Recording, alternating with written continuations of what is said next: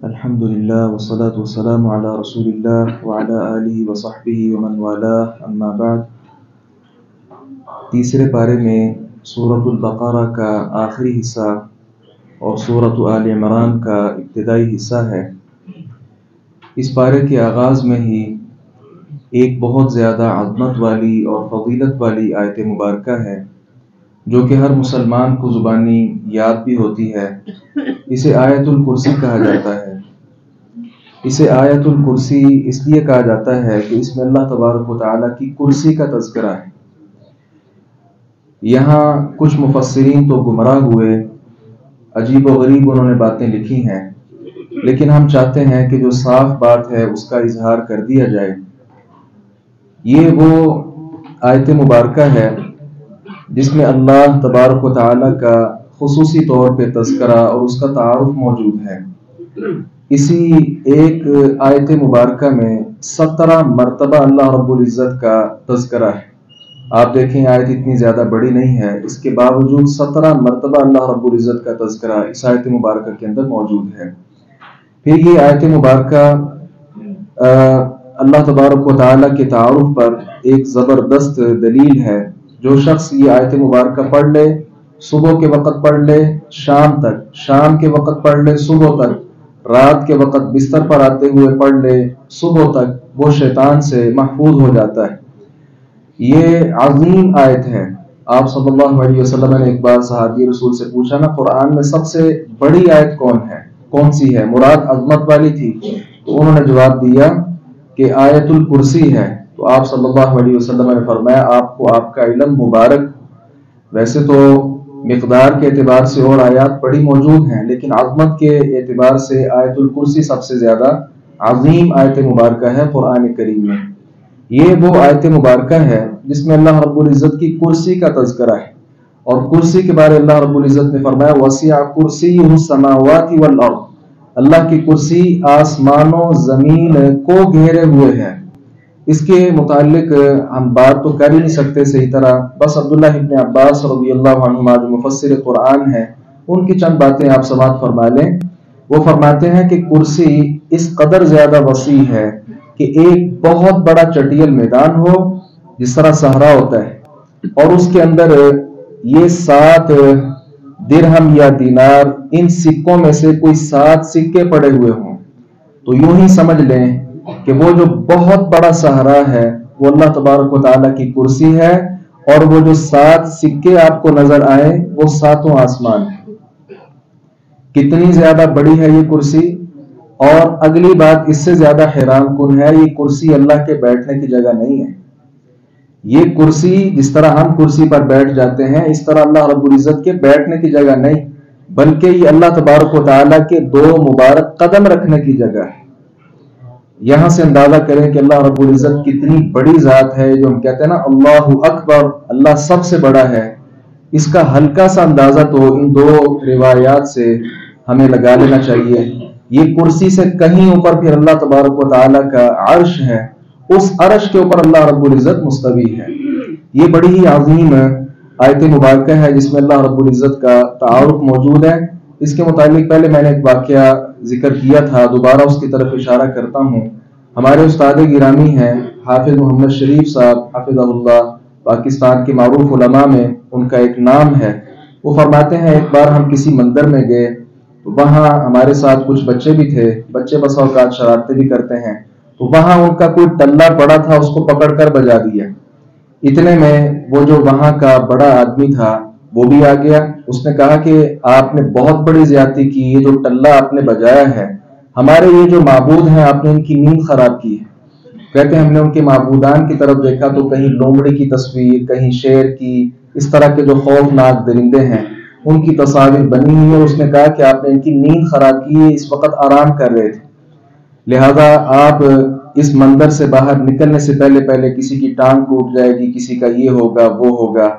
تو حافظ فرماتے ہیں کہ ہم نے بالآخر اسے مجبوراً بٹھایا اور کہا ہمارے ساتھ بات تو کریں آپ۔ پھر کرتے کرتے کہتے میں نے صرف آیت الکرسی کا ترجمہ اس کے سامنے کر دیا، اور میں نے کہا یہ آپ کے معبود تو سوئے ہوئے تھے، اس بچے نے ایک ٹلہ بجا دیا تو ان کی نیند خراب ہو گئی، اور یہ اس قدر غصے میں آگے کہ ہماری ٹانگیں توڑنے پر یہ لوگ آمادہ ہو گئے ہیں، جبکہ ہمارا وہ رب ہے جس نے سب کچھ پیدا کرنے کے باوجود ایک لمحہ وہ سویا نہیں ہے.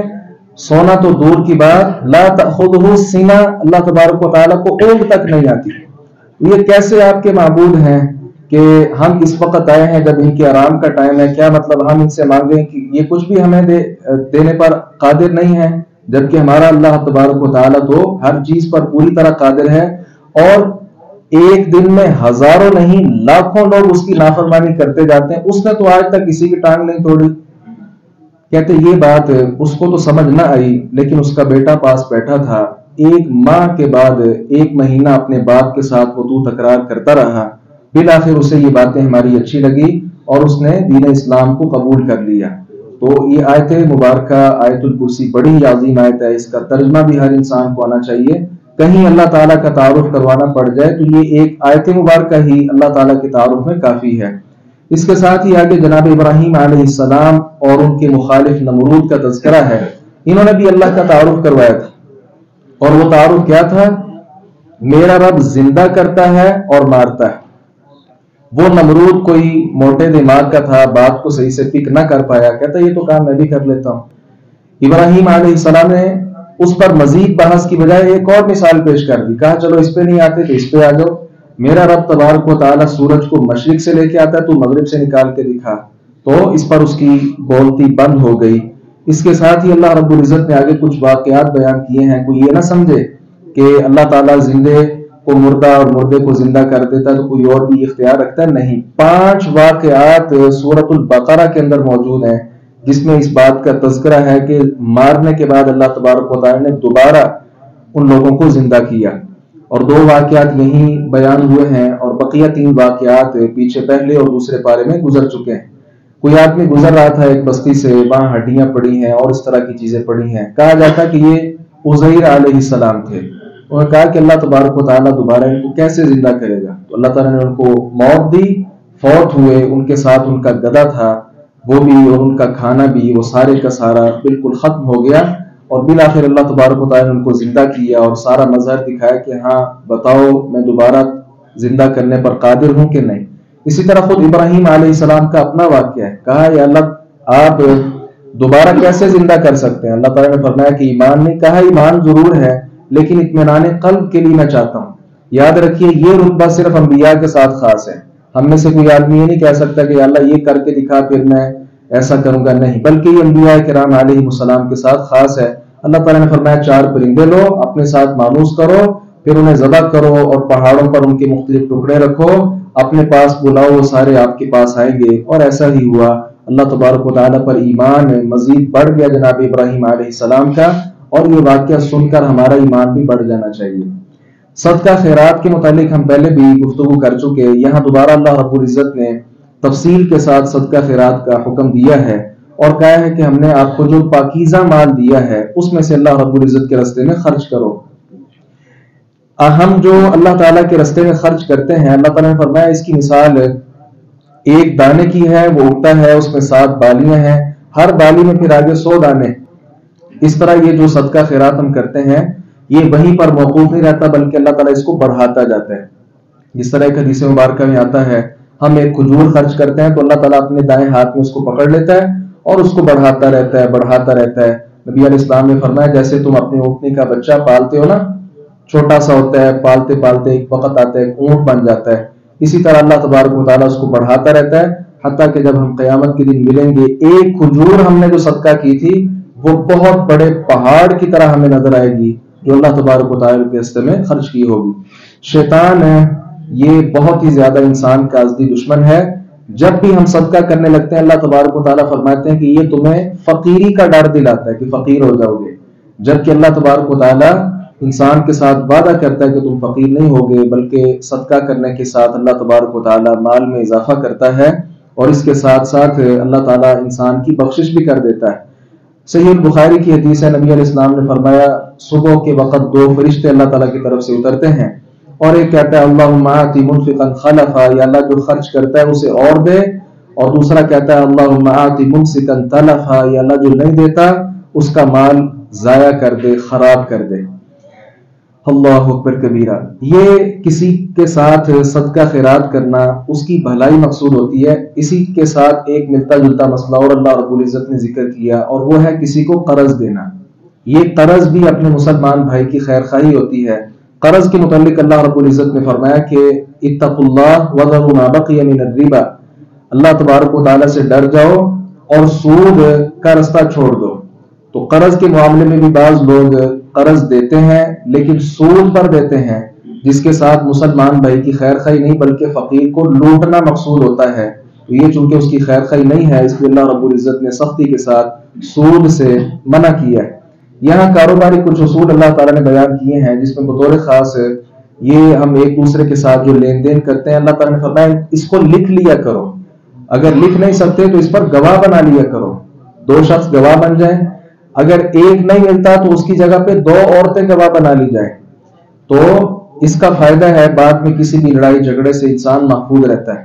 اگر یہ سب کچھ نہ ہو پائے تو پھر کسی کو کوئی چیز دیتے وقت اس کی کوئی چیز اپنے پاس رکھ لینی چاہیے، تاکہ کل کلا یہ بھول نہ جائے اور یہ انسان بھی نہ بھول جائے۔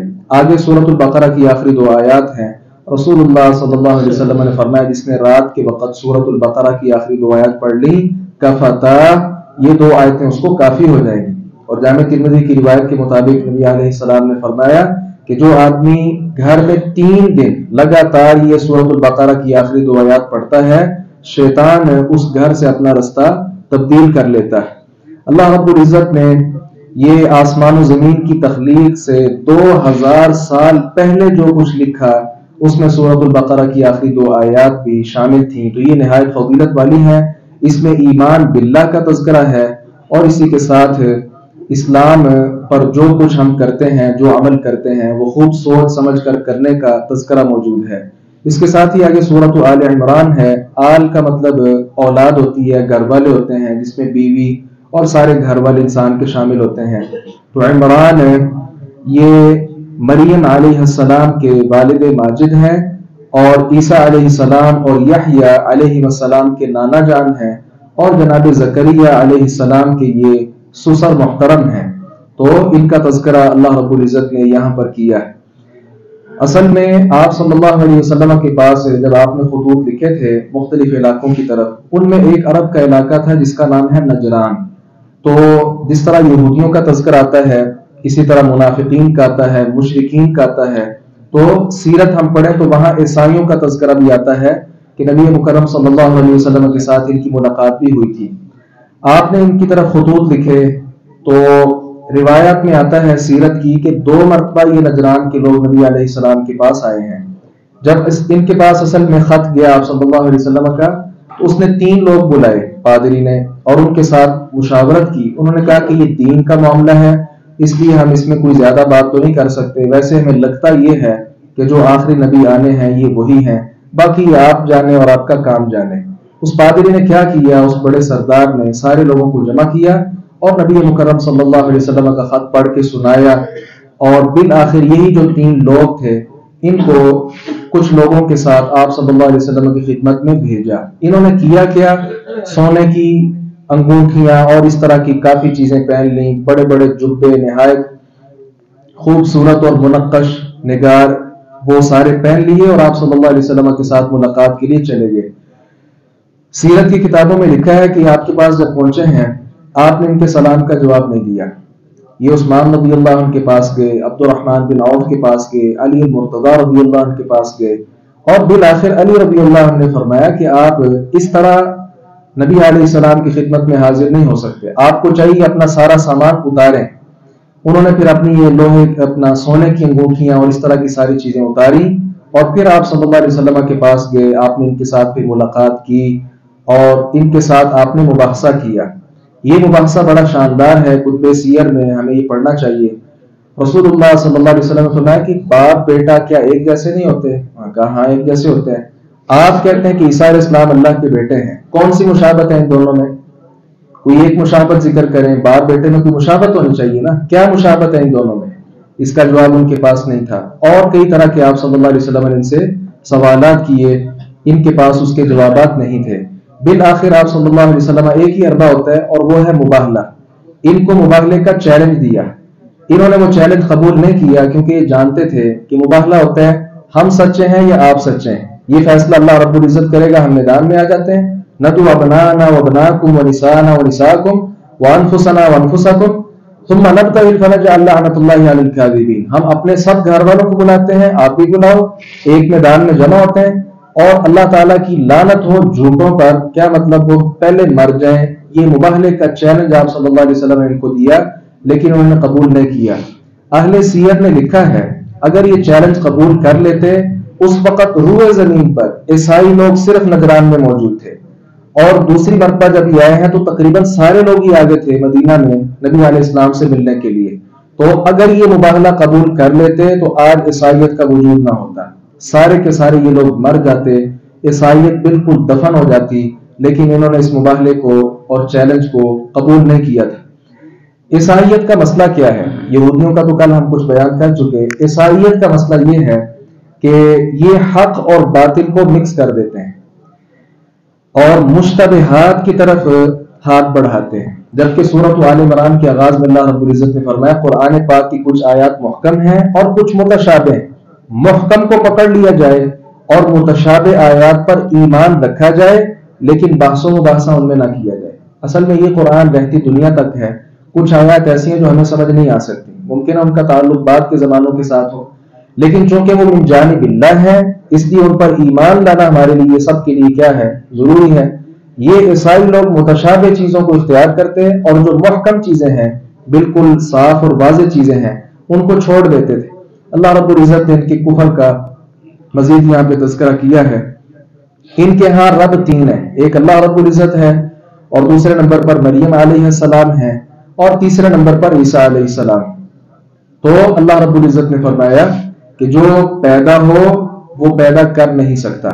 तो सबसे पहले अल्लाह ने मरियम अलैहिस्सलाम की पैदाइश का तज़किरा किया और उसके बाद ईसा अलैहिस्सलाम की पैदाइश का तज़किरा किया कि जो पैदा हो वो रब नहीं होता। ईसा और मरियम की पैदाइश का तज़किरा तो है यहूद की कुतुब में भी, अपना नसारा की कुतुब में भी और अहले इस्लाम की कुतुब में भी। अल्लाह रब्बुल इज्जत की पैदाइश का तज़किरा कौन ला सकता है और कहां से ला सकता है? ये बहुत जबरदस्त दलील है। और दूसरे नंबर पर ये लोग समझते हैं कि हमारे ये जो ईसा अलैहिस्सलाम है इनको खुदावंद ये कहते हैं कि ये बिन बाप चूंकि पैदा हुए हैं लिहाजा ये रब तबारक व तआला है। तो अल्लाह रब्बुल इज्जत ने फरमाया कि इन्नमा मसल ईसा इंदल्लाहि कमसली आदम, ईसा की मिसाल अल्लाह के यहाँ आदम जैसी है। अगर ईसा बिन बाप पैदा हुए हैं तो आदम भी तो बिन बाप पैदा हुए हैं, बल्कि आदम तो बिन माँ भी पैदा हुए हैं। तो ये कोई दलील नहीं है कि वो बिन बाप पैदा हुए हैं लिहाजा वो खालिक बन गए, ऐसा नहीं है। इनके इस कुफर का भी अल्लाह तबारक व तआला ने वाज़ेह अल्फाज में तज़किरा किया और आखिर में इस बात का ऐलान है इन्न दीन इंदल्लाहिल इस्लाम, दीन अल्लाह के यहाँ सिर्फ इस्लाम है। आज बड़े बड़े काफिर लोग मौजूद हैं, हो सकता है हमसे ज्यादा अच्छी आदत भी हों ईसाइयों में, यहूदियों में। बाद लोग बयान करते हैं ना हमसे ज्यादा रहन सहन अच्छा उनका है, अमानतदार ज्यादा वो हैं, सारी बातें एक तरफ, लेकिन जन्नत में जाने के हकदार ये लोग नहीं है। उसकी वजह क्या है? इन्होंने अल्लाह के साथ कुफर किया है और मोहम्मद रसूलुल्लाह सल्लल्लाहु अलैहि वसल्लम की रिसालत में इन्होंने शिरक किया है, कुफर किया है। ये वजह है कि जितने भी इन्हें कामाल कर लें जन्नत का दाखिला इनके लिए नहीं है। इसलिए इस्लाम ये वाहिद रास्ता है जन्नत में जाने का। कमियां कोताहियां हो सकती है, हम सबको चाहिए अपनी इस्लाम में लगे रहें, लेकिन रास्ता यही है, इसके अलावा दूसरा रास्ता कोई भी जन्नत की तरफ नहीं जाता है। अल्लाह रब्बुल इज्जत से दुआ है बारी ताला हक बात को समझने और उस पर अमल करने की तौफीक अता फरमाए। व आखिर दावाना अल्हम्दुलिल्लाह।